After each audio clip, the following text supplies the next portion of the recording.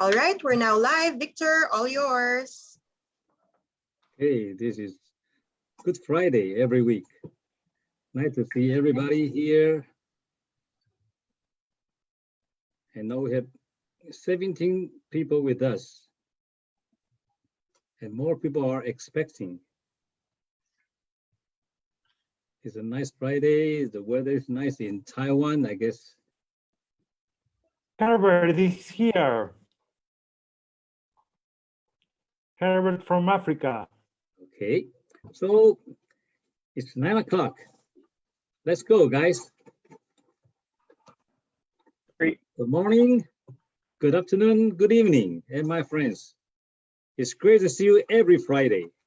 Welcome to the 2022 Asian Bird Fair Online Talk, Passion for Birding. Spring is arriving, birding will be more and more exciting. Today, we're honored to have three good birders, Mark Wilkie, Paul Shaffner, and Scott Pursner, sharing their amazing birding experience in Taiwan. So let me introduce our old friend, Mark Wilkie first. So, Mark Wilkie is an award-winning wildlife documentary screenwriter, producer, and university lecturer based in Taiwan. Mark, a South African, has lived in Taiwan for 20 years. He is highly respected authority on Taiwan wildlife and has worked on production for National Geographic, Discovery, PTS, TVBST, and DAI, among others. These productions have been nominated for and won many top national and international awards, including Asian Television Award, Golden Bell, Remy, Golden Panda, and IWFF. He also researches historical memory of World War II in Taiwan and served as the Deputy Director of the Taiwan Prisoner of War Camps Memorial Society. Most of all, he is an experienced birder. He sometimes guides international birders to Taiwan, and his international birding team has been placed second and third in the annual Taiwan Birdathon. And now Mark will lead the panel discussion. So Mark, please. Thank you, Victor. Okay, let me share my screen with you. And am I? There we go. All right. Thank you, Victor. That was good of you. And thank you to the ABF for inviting us here this evening. Tonight, Scott, Paul, and I will be having a panel discussion, and we'll be talking about our birding experiences in Taiwan. The outline for tonight is I'm going to begin, and I'm going to be talking about my birding experiences in Taiwan, but I'm going to focus very much on the early days.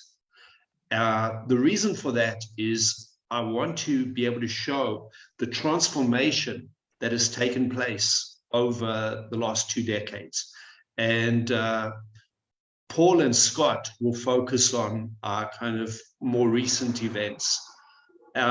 So I'm going to speak first, and then after that, Scott is going to speak, and Paul will follow on with that.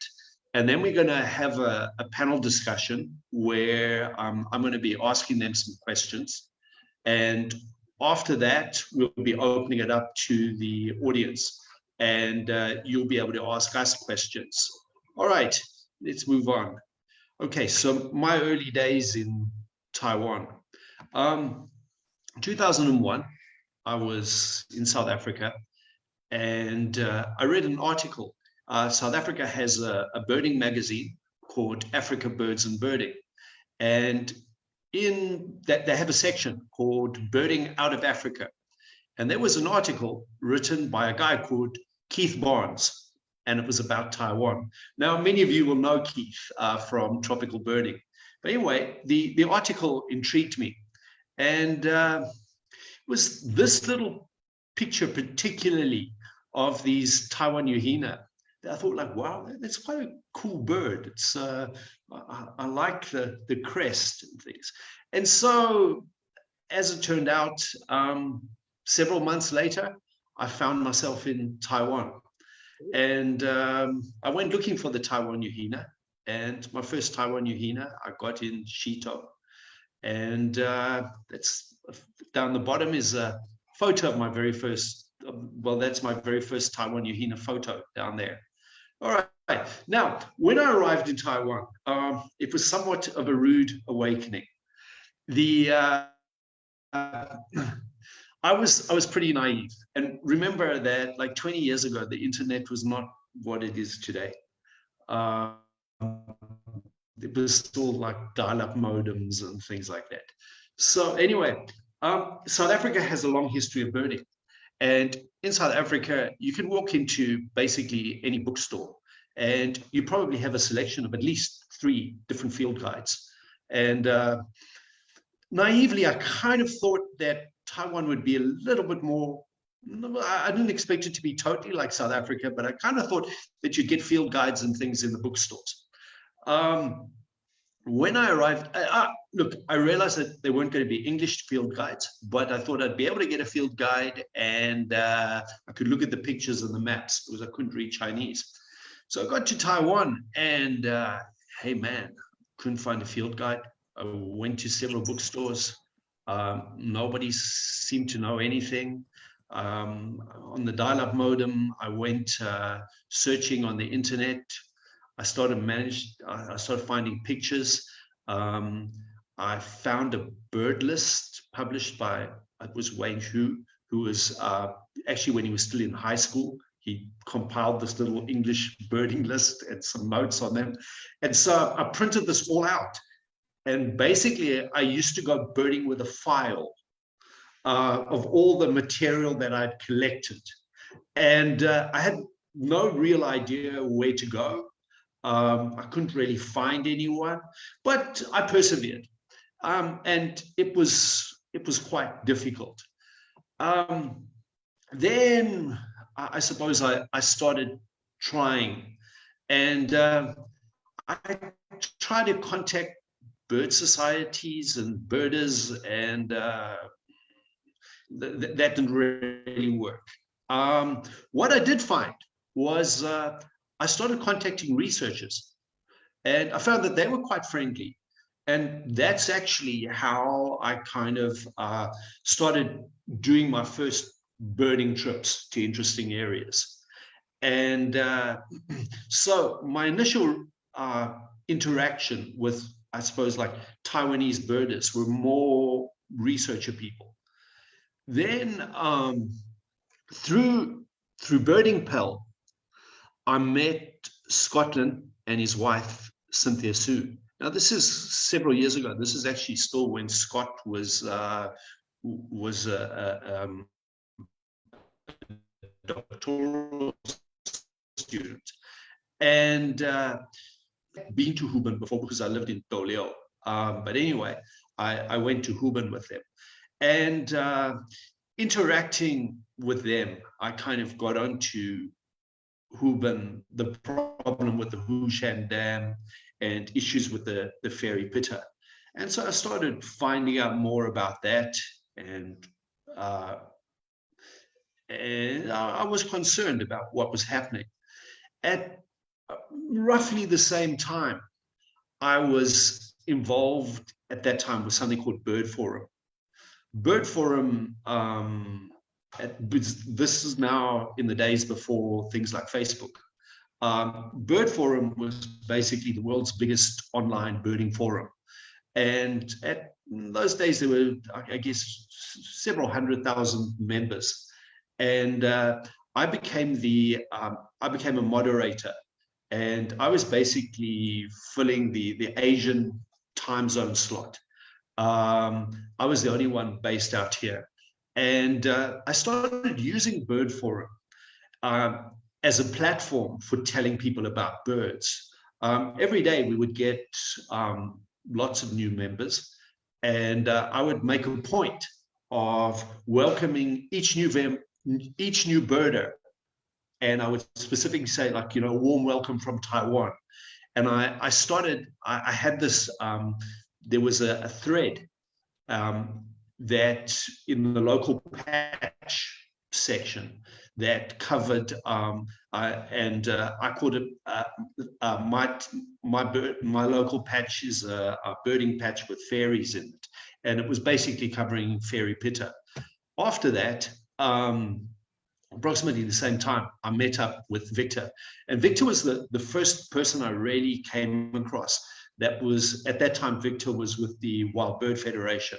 He was kind of like with the birders. And he was this guy that had this transnational vision. And so Victor was like the first kind of birder guy that I came across that was looking to connect birders in Taiwan with the outside world. At that time, there was not a lot of information, and slowly, like, the Wild Bird Society of Taipei started translating material that they had in Chinese into English. And bird watching in Taiwan was one of the first kind of like books. And at that time, when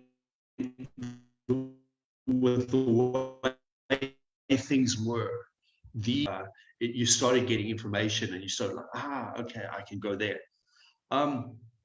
And today, I mean, things have changed totally. Now we have these like wonderful field guides, and we have them even in English too. In those early days, around about the time that I met Scott and Victor, I became aware of the history of grey-faced buzzards in Taiwan. And there was also just a very brief time at that particular year where there actually had been a reoccurrence of some hunting. And I started writing about this. And my writing that I was doing on grey-faced buzzards ultimately resulted in the National Geographic film Tomb Raptor, where we looked at the grey-faced buzzard migration through Taiwan. Tomb Raptor was shown in 166 countries, and it was translated into 68 languages. It picked up, it was, for 2009, it was one of National Geographic's top 10 productions, and it was also nominated for Taiwan's Golden Bell and an Asian Television Award. And it was basically through the success of this that I started realizing that one way, a very effective way of being able to reach people on the outside through and tell them about birds and the wonderful wildlife and biodiversity in Taiwan was through film. And that's what I've continued to do that. Then also at that time, I started through Scott, guys at Tessery, things like that. I started getting involved in like early citizen science work.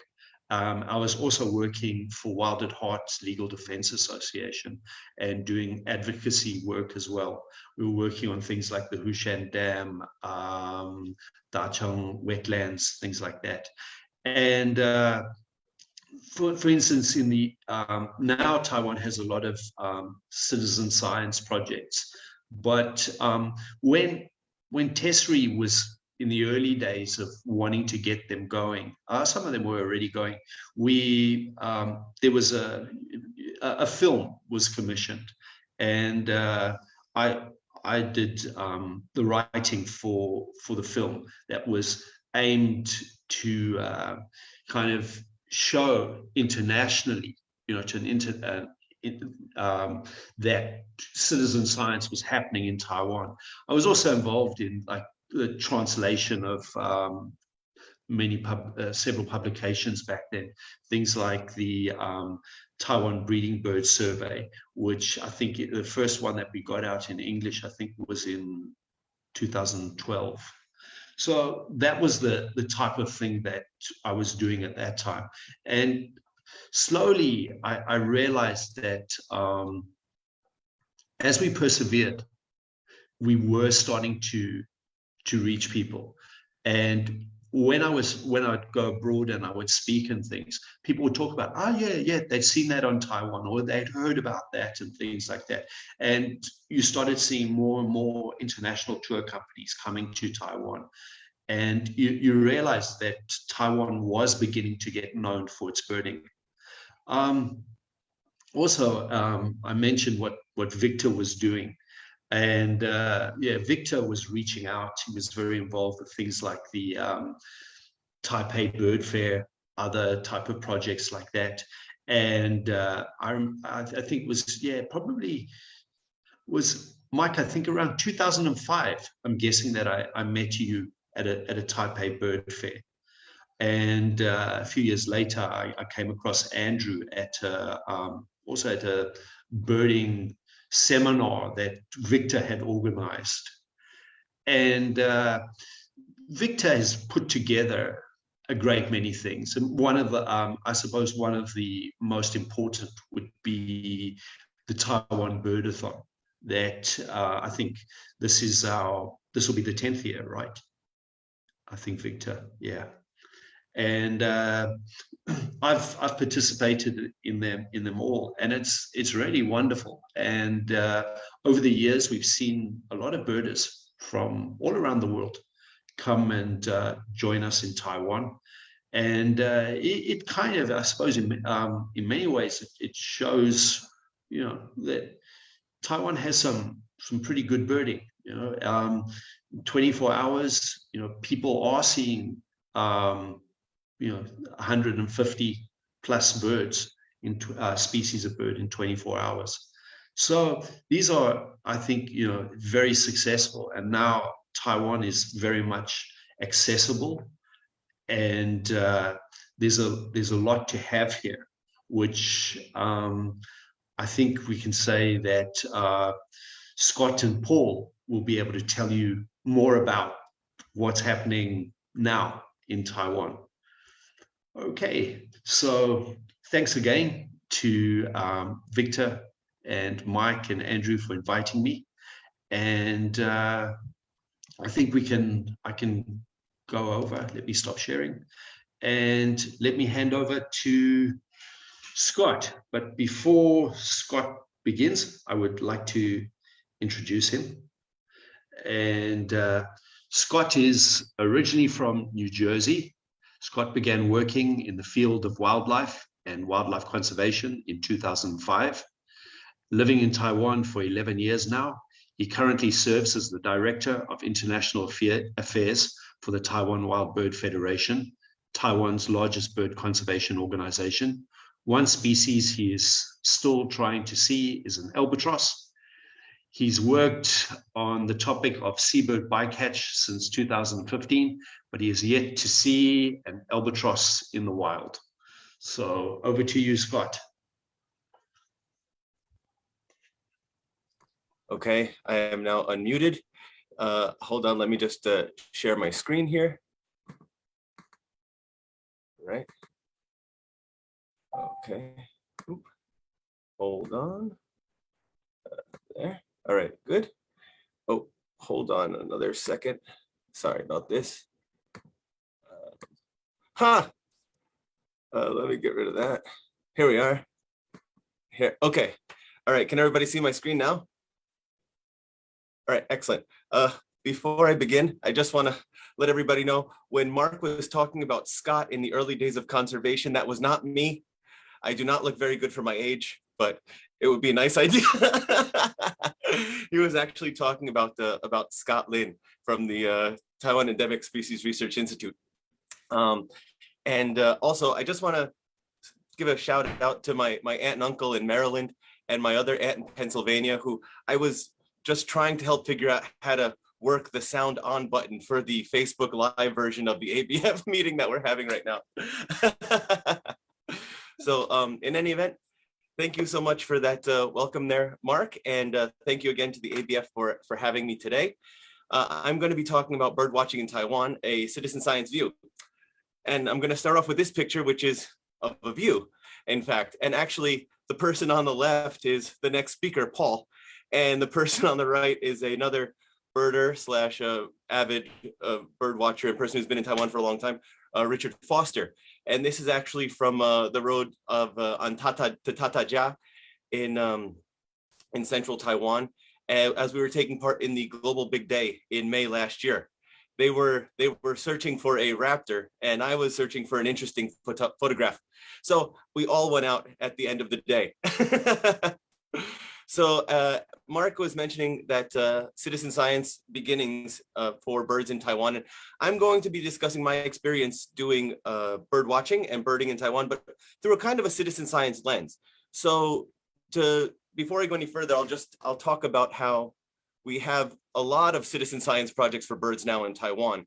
These are the major list of them. The first one is eBird Taiwan, which I'll talk about in a moment. And then we've got the Taiwan New Year bird count, which I'll also talk about. All of these I'll also be bringing them back into the context of myself. Then you've got breeding bird survey, maps, the lapwing. The oldest one probably has its roots with the Blackface Bumble census, which is a community, the citizen science project that's kind of got its origins back in the early 1990s for counting the Blackface spoonbills, starting out in Tainan. And the others that are newer are the Bird Poison Report and Window Collision, which are actually on Facebook. So I'm only going to talk about the first couple here, and as they actually relate to me and doing my birding here in Taiwan. So first we have eBird. eBird is the online platform for recording your bird surveys, and it is extremely popular now here in Taiwan. In the past, people had used the Taiwan Bird Database for entering their checklists, which they had done individually for their bird sightings. However, in 2015, a collaboration between the Taiwan Wild Bird Federation and the Taiwan Endemic Species Research Institute created eBird Taiwan, the traditional Chinese language portal for eBird, and it brought people from all over. It now has nearly 650,000 checklists submitted, and as you can see there in the bottom right, Taiwan is number 7 in the world actually for checklists submitted, just in between the United Kingdom and Mexico. And eBirders, actually, there are new eBirders joining eBird every day. When I did this on Wednesday, I believe, it was 4882, but there's now a couple more today.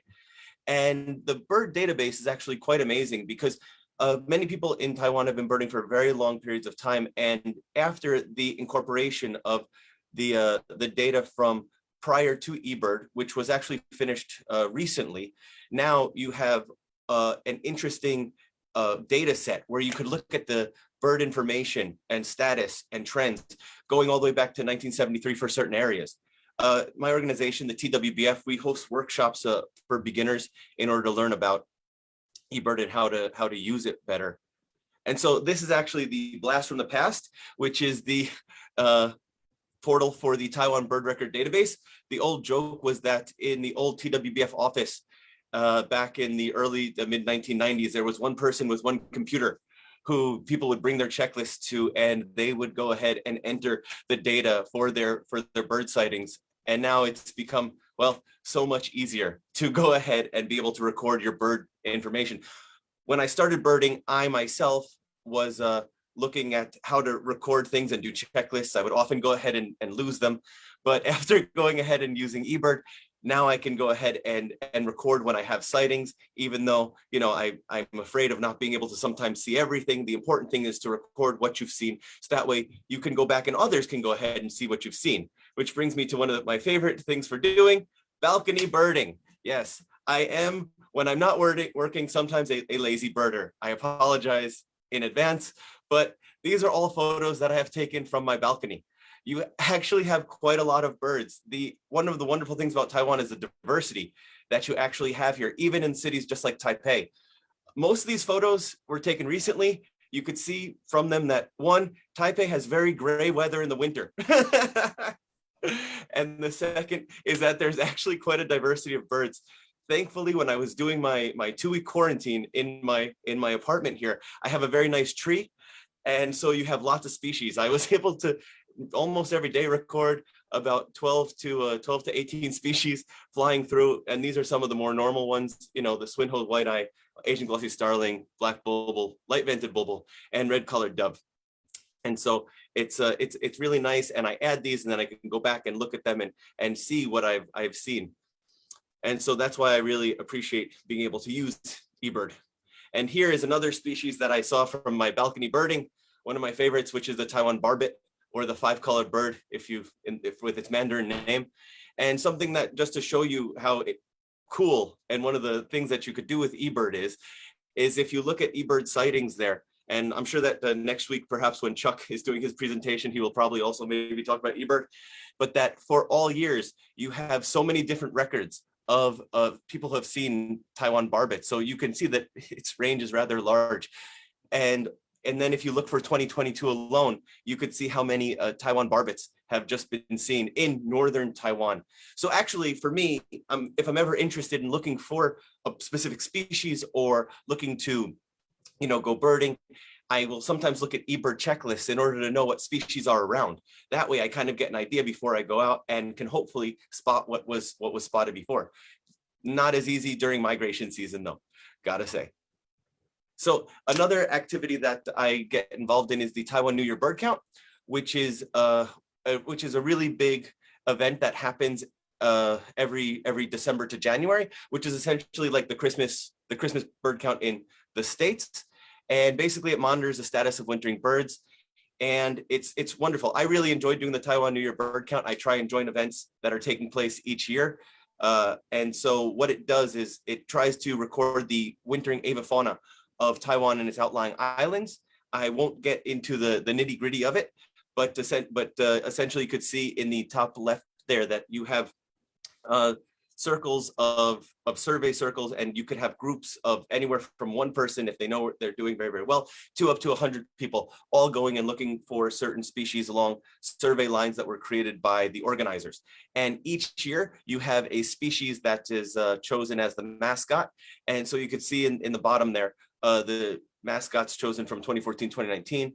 And our most recent report for the NYBC, which was the 2021 report. It was the Kentish plover there. And I am in charge of TWBF's social media in English. And so I will often post about these kinds of things on our Twitter account. And so this was the post that we had for that.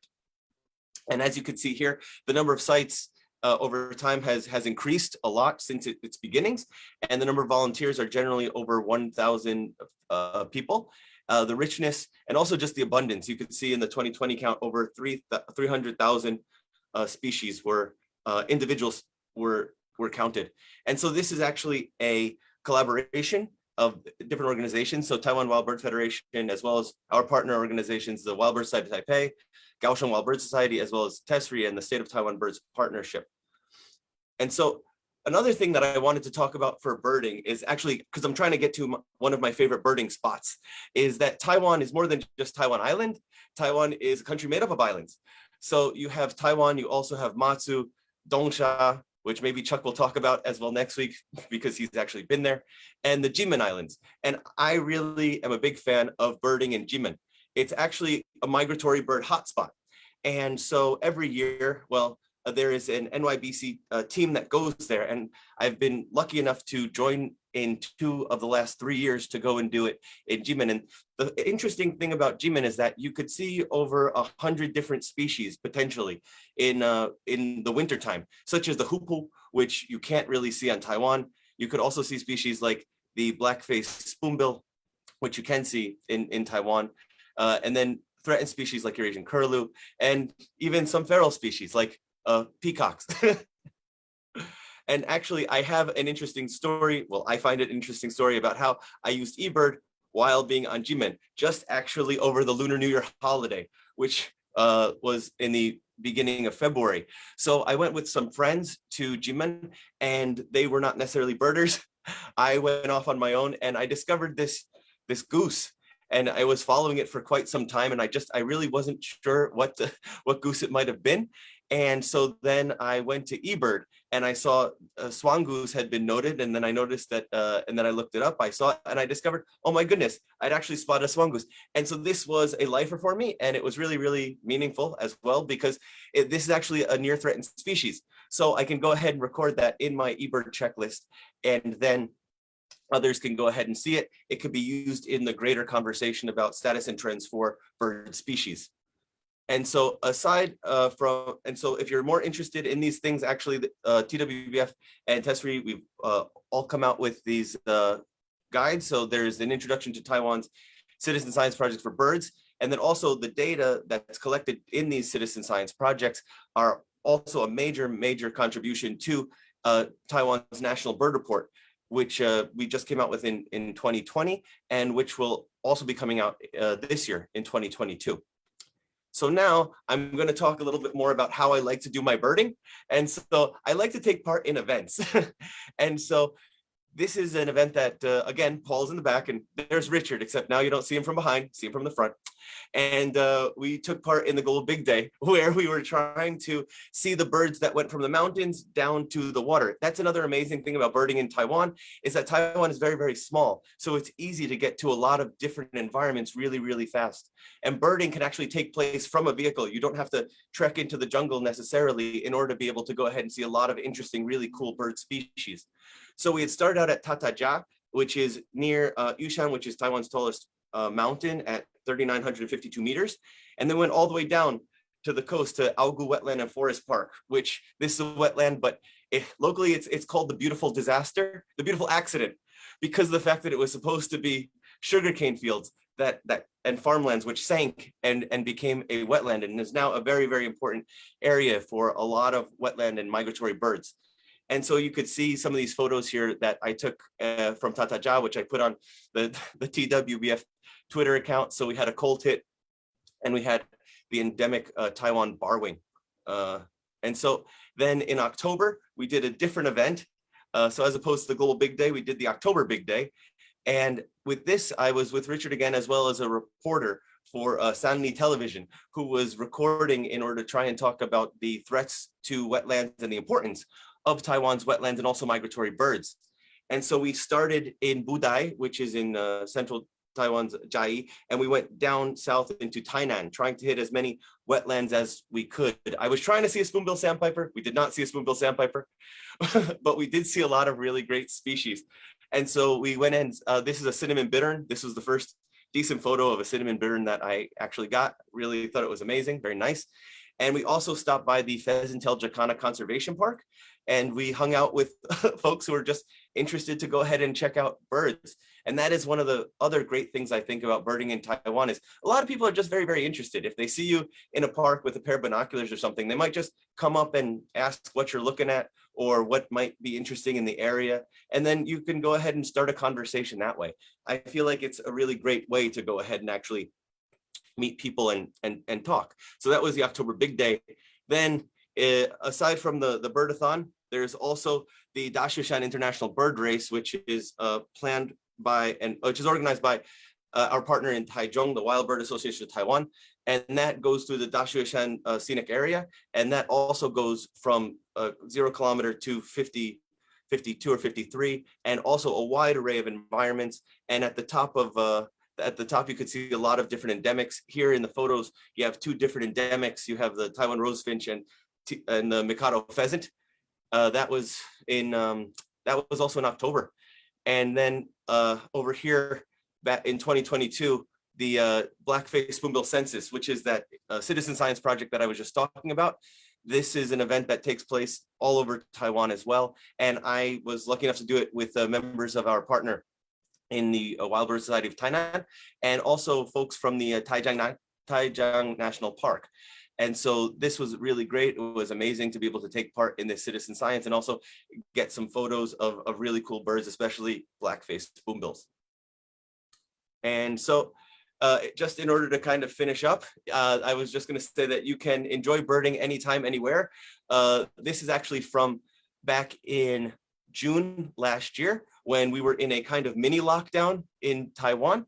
I had a friend who had a brother who was a teacher at an elementary school in Pingdong. And he said that the students would be really interested because they're all at home right now. And so what would be something that they were wondering if there was something I could do. So we did virtual bird watching. And so I went ahead and I got a bunch of photos, and we talked about the different kinds of bird species and the different kinds of birds that you could see in Taiwan. And they were all really, really interested. And then, you know, sharing information about where they might be able to go locally where they could see. But anywhere, anytime is a great time for doing some birding. So if you are interested, you can follow TWBF on social media, or if you have any questions, you could go ahead and ask me. And that is my presentation. So thank you so much. And I am going to stop here. Thank you, Scott. Now I'd like to ask Paul if he would come on and share his screen. But before Paul begins, let me introduce him. Paul grew up in rural Pennsylvania in the United States and moved to Taiwan in 2015.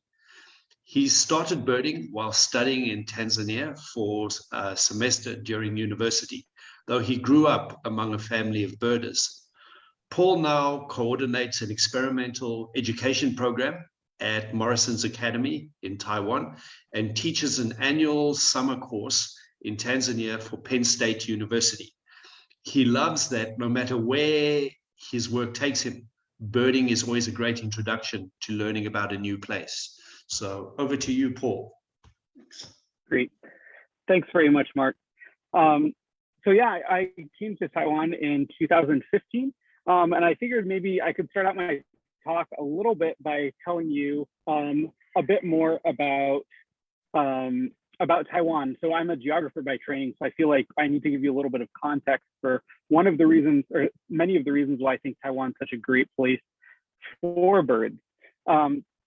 First of all, it's part of its geographic location. Many of you are familiar with the geography of Asia and with Taiwan, and it's located sort of in a very strategic location along the Australasian flyway. And as Scott alluded to earlier as well, a lot of times, you know, you look at Taiwan, you see this outline of this particular island, but Taiwan does actually have a number of offshore islands that span an even greater geography, from the Dongsha Atoll in the South China Sea to Jinmen and the Matsu Islands that sort of hug the mainland, and to a couple of magma plume islands out in the Pacific Ocean, Orchid Island and Green Island, all of which have their you know, their own benefits and uniquenesses for birding.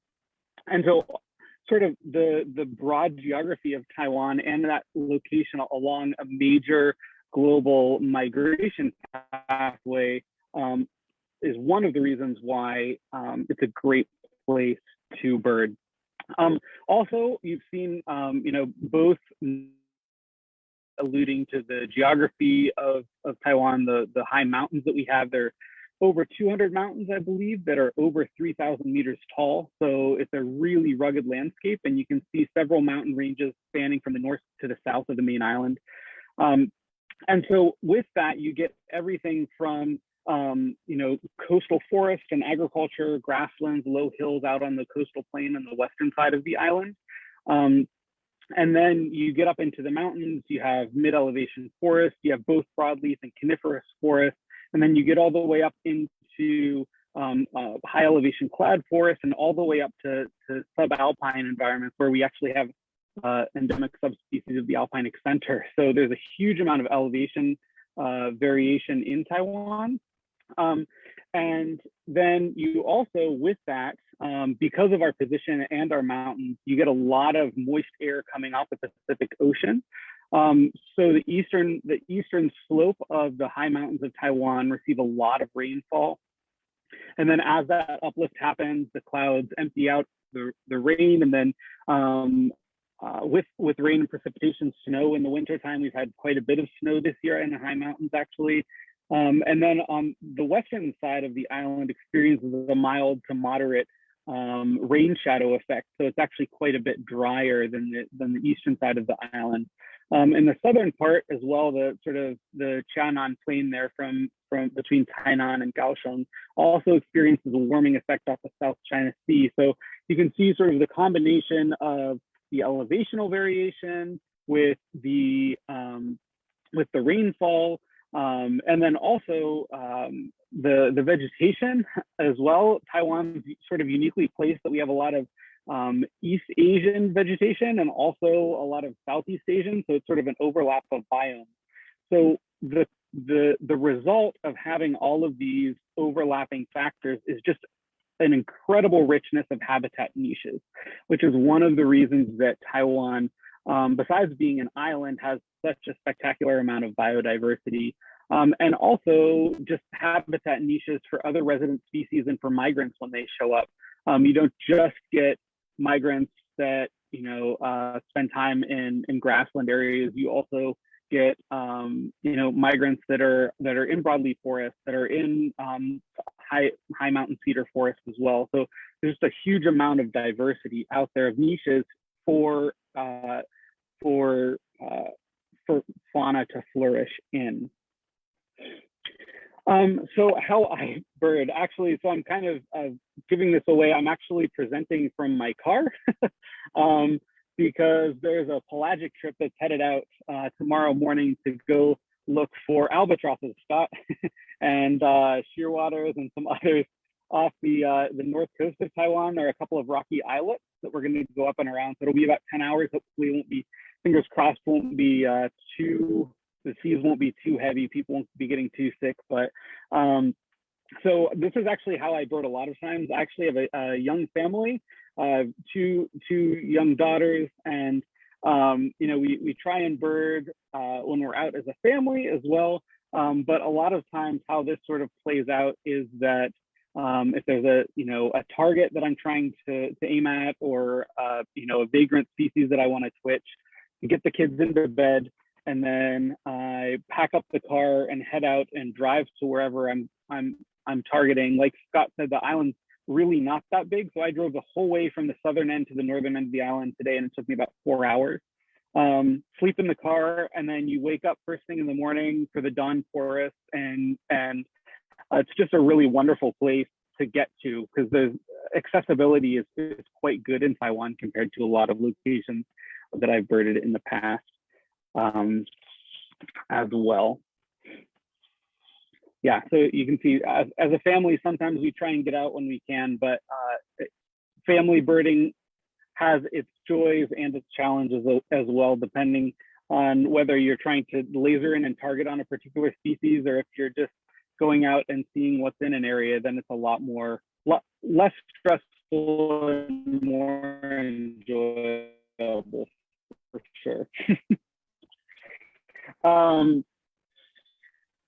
So birding in Taiwan, the Taiwan bush warbler and a Taiwan shortwing, vagrants as well that we get in the winter here too, that have been here this winter. There's a rosy starling that's been up here on the northern coast, and a crested bunting that's making a lot of headlines and TV headlines as well across the island and around.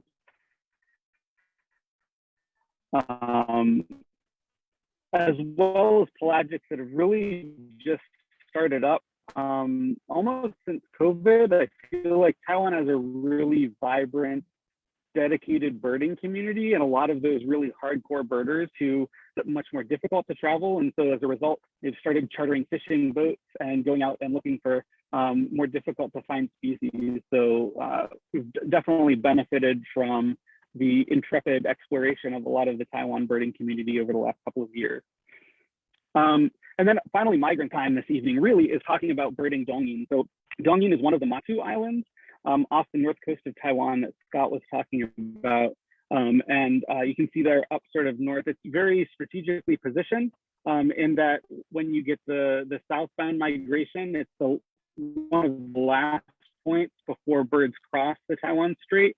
And during the northward migration in the spring, it's the first bit of green that they see when they're crossing the Taiwan Strait. So it becomes sort of a migrant trap.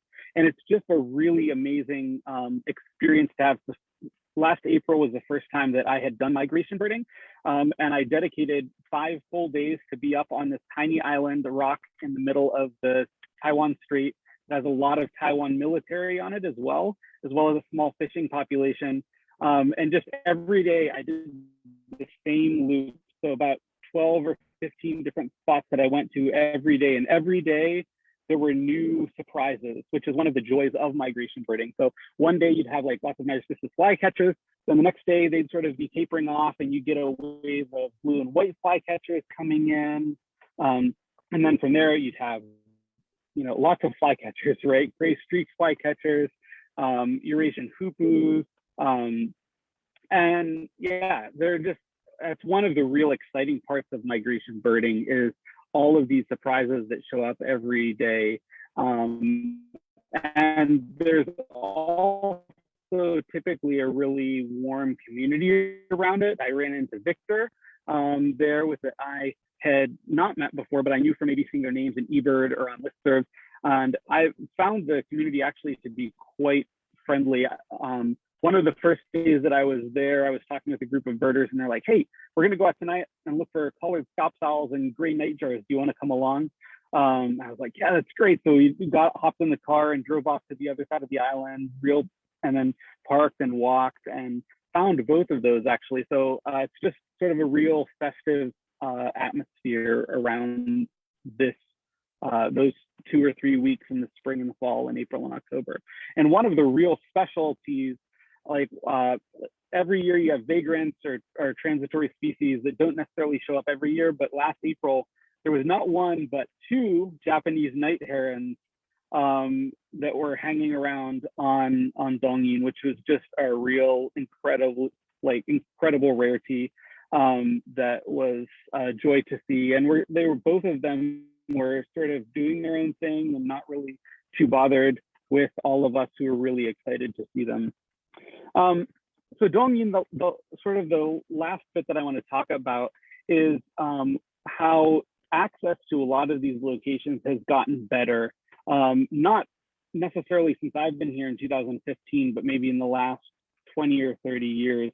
And Dongyin is a place that's heavily fortified. It's very close to the mainland.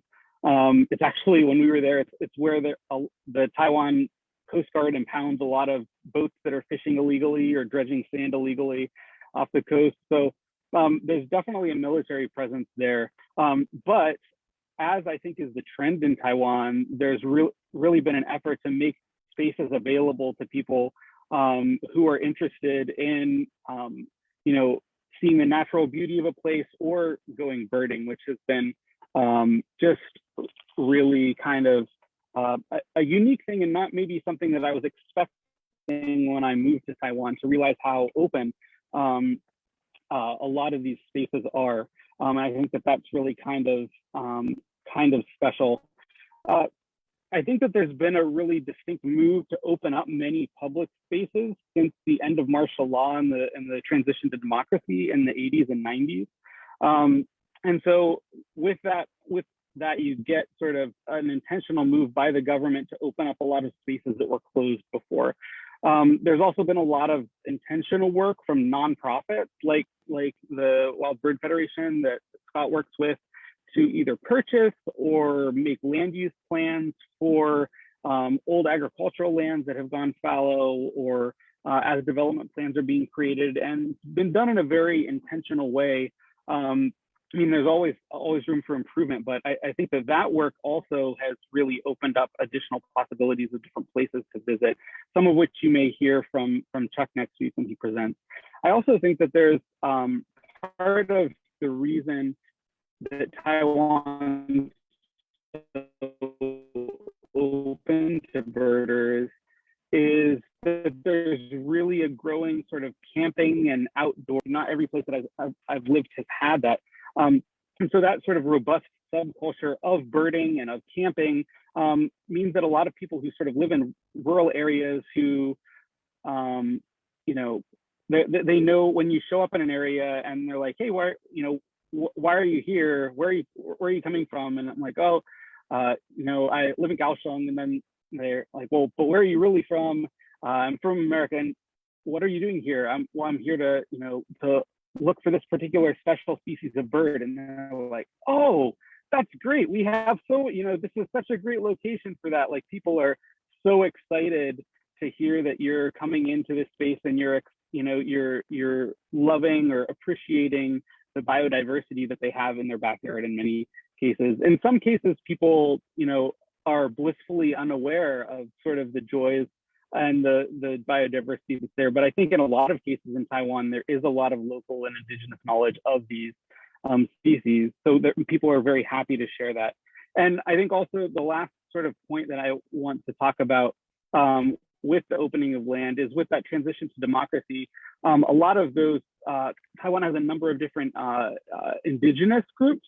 And during the period of military rule, there is a lot of tension, and certainly that is, not completely gone away. There's still challenges there, but I think in general, there's been a lot of sort of intentional sort of bridge building between the government and a lot of these rural communities, Aboriginal communities. And so a lot of roads into the mountains that were closed maybe 10 years or 20 years ago, or you'd have to get a special permit to go in, a lot of those are open now. And so accessing the mountains is a lot easier than it used to be, for sure. And I think just in general, what you see in Taiwan is a population that's pretty, there's a fairly good governance here, and people trust the government and they feel relatively secure. And I think that what you get when people feel comfortable and they are not sort of so worried about outsiders, they feel, they want to share the resources that they have with you, or where they're living. And I've just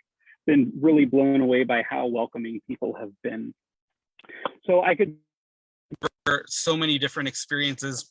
But ultimately, I think that I appreciate the time that we have. Thanks to Victor and the Asian Bird Fair, as well as the Taiwan birding community for really opening up and welcoming me.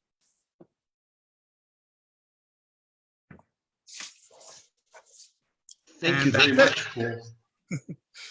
Thanks a lot. Do you want to? Okay, there we go. Very briefly, okay, I'm gonna start with a couple of questions. I think I'm gonna, okay, Paul, while you would follow on from what you've just said. So what I'm going to ask you is, in all these Twitches and various trips that you've done, have you encountered international birders in Taiwan?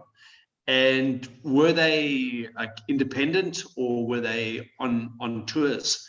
And if you spoke to them, what were their impressions? So I have run into a handful of them, not as many. I'm in southern Taiwan. There's not as large of an international community as there is in northern Taiwan, but there have been multiple occasions when I've run into people out at a mud flat, and they tend to be sort of independent travelers who are maybe here for business, but they're birders, and so they have the weekend and they're trying to get out and see what they can while they're there, or maybe they're visiting family as well. Quite a lot of foreigners that I run into have family connections and are here visiting family. Yeah, and Richard as well has very kindly allowed me to tag along on a tour or two of his, which is obviously an organized tour as well. So I've met some people that way as well. Okay, thank you. Yeah, for me, I guess it doesn't happen now so much, but in the early days, birding pell was definitely a big one, and people used to contact me through birding pell, and that was actually quite a lot of people that have, let's say, organizations and companies and things that do bird tours very often in their early exploratory, when they were exploring, that was through birding pell and things like that. All right, Scott, with your citizen science work, you must have a personal favorite amongst the projects. What is it and why? Well, it's what I talked about. It's the NYBC because it gives me the opportunity to go to places that I might not necessarily be able to go to during the time when actually Taiwan has a lot of a lot more species of bird, because Taiwan has a lot more species during the winter than it does during the summer. And so during the NYBC, while they're actually doing this count, and you have the opportunity because there's a wide network of organizations that are all kind of doing different kinds of surveys in other places. So if I didn't join like NYBC, I wouldn't have had the chance to go to Tataja or to maybe join and go to Kimen. But actually, even just in Taipei, when they were doing Sanchong area, you know, they were doing it on bicycles. So I joined with them and riding the bicycles and doing the birds. And there's a great chance to go ahead and be able to learn about what the species are if you're not that great at being able to do identification yourself. So I really like that point of it. Okay, thank you. Yeah, New Year bird count is certainly probably my favorite of the citizen science ones. I captain an area up in the mountains, and it's become like an annual ritual. You know, straight after New Year, I always get together with Scotland and Cynthia Sue. We go up there, and we usually invite people. Quite often, we've had several like international birders as well over the years, and we kind of make something of it. Yeah, I was there 2 years ago. I was very sad to miss it. Yeah. Paul came, and for the last 2 years, we've camped out the night before. And that was really special because we get the night birds as well, and some mammals and things like that. I suppose that camping out and stuff is that's one of the real special things in Taiwan. It's safe and you can do that. All right. I suppose we've got about 5 minutes left, so let's open it up to the audience and hear if anybody's got questions for us.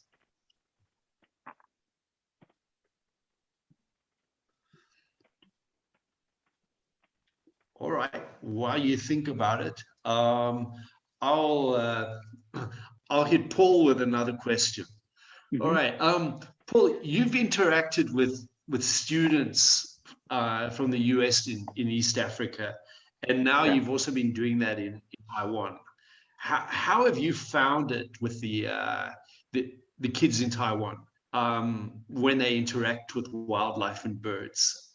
What has their response been? Yeah, so every year I take a group of ninth graders from our school out to Green Island, one of those islands off the East Coast. And our purpose is not primarily birding or ecology, but I can't help myself, and it always comes up. And I find students, you know, at first they're sort of like confused as to why I'm so excited about it, and then we start talking. There's an osprey that will be hunting over the tidal pools, and we'll just like as we're waiting to do something, we'll just be watching, and we'll start talking about like different hunting strategies and why is an osprey fly the way that it does, and all of a sudden I feel like it's kind of like a slow burn with students. At first they don't necessarily get it, but then as you start talking and then you start sort of connecting, like, oh, so we saw this, this wagtail that's like walking around and wagging its tail. That's why it has that name. But like this wagtail is, in another 3 weeks could be like thousands of kilometers away. I feel like trying to tie in those different connections rather than just like just sort of seeing it as a regular part of life. And I think students really resonate with that, even when at first they maybe it doesn't connect. Yeah, thanks. Anyone have a question? Yes, let's go. Can you unmute your mic? Yeah. Yes. My question is, what is the species that people would go to Taiwan? There's an endemic that is very beautiful that people will be looking for in Taiwan. I know you are close to China and close to the Philippines.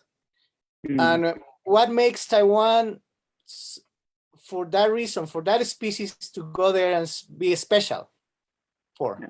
Thank you. Or Scott? species, not one or several species, Yeah. but one that is beautiful and big that will attract not only keen birders, but you know. Okay, well, from my experience, a lot of times, one of the facts is because Taiwan is so small, but it also has 30 endemics, and it's actually rather easy to be able to either see or hear those 30 endemics while during a short period of time. So actually, during the Dashan bird race, you can, 29 of Taiwan's 30 endemics have been reported having been seen or heard in just that area. And then also you have a number of species such as Blackface spoonbill, which is endangered, but you have 50 to 60% of the global population wintering in Taiwan. And so in Tainan, you have a very good opportunity to see that. Also, the Chinese crested tern, which is the world's most endangered seabird, about 20% of the population breeds in Taiwan on the Matsu Islands. And so there's a good chance that you might be able to actually go ahead and see those as well. I mean, there's a number of endemic subspecies, but there's subspecies. A lot of times, some of the bigger draws are things like the pheasants, which are two endemics, the swinhos and the Mikado. And so it's usually, it's things like this. I do recommend then that you go ahead and you watch next week when Chuck is going to go ahead and talk, because he's going to be discussing the birding hotspots of Taiwan. I see you, Chuck. I see you watching right now. So now you have the pressure. Yes. Thanks, Scott. Paul, anything you'd like to add? Yeah, I mean, I think April is kind of a magic month if you're coming to try and sort of hit listing goals, because you can still pick up the Blackface spoonbill. They haven't all left.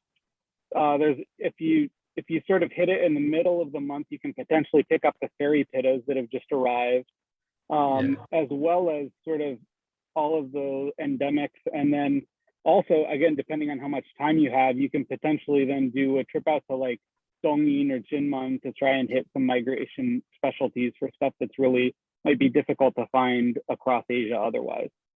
So I would just say that's sort of, if you're looking to plan a trip, which I think everyone should, because it's spectacular. As soon as the borders open up and things are easier to travel, April is a really, really sort of good target month, early May, late April. Yeah. Also, April, early April, you've got the raptor migration. You want to see a tornado of raptors coming down? That's pretty special. There's, I mean, we're talking about very, very big numbers, and you're talking about like thousands at grey-faced spoonbills.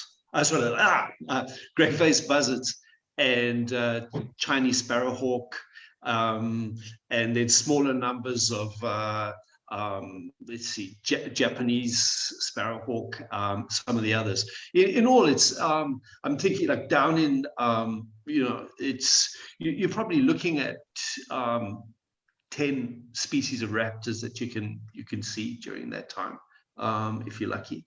Yeah. Time for one last question. Yeah, Mike has his hand up. Okay. One question from Facebook, from Kim of Denmark. Is asking the best place to see high concentration of migratory birds, and have you would like to share experience of Dong Yin Island? Okay, I think that's Paul. You the turbocharged Twitcher at the moment. Yeah. Well, I'm